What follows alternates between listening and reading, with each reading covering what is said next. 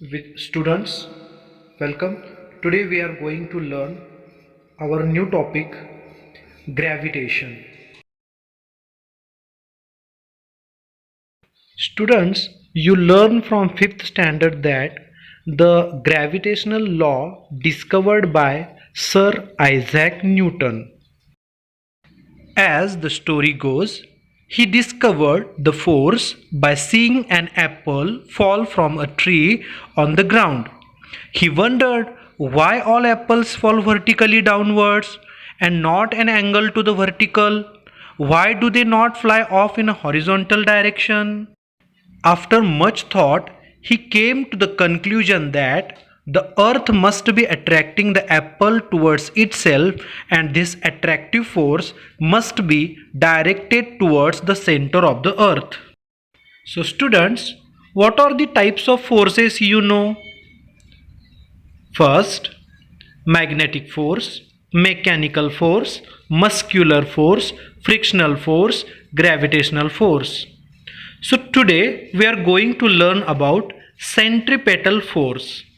As shown in the figure, an object tied to a string moving along a circular path. The force acts on any object moving along a circle and it is directed towards the center of the circle. The force is called as centripetal force. Now we see Kepler's law. Johannes Kepler studied this data. He noticed that the motion of planets follow the certain laws, and he discovered three laws called as Kepler's laws. Kepler's first law: the orbit of a planet is an ellipse with the sun at one of the foci. Figure shows the elliptical orbital shape where sun at one of the foci. Second law: the line joining the planet and the sun sweeps equal area in equal interval of time.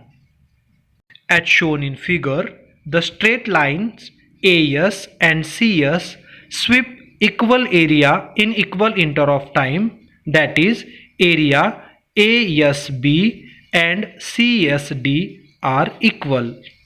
Kepler's third law: the square of its period of revolution around the sun is directly proportional to the cube of the mean distance of the planet from the sun.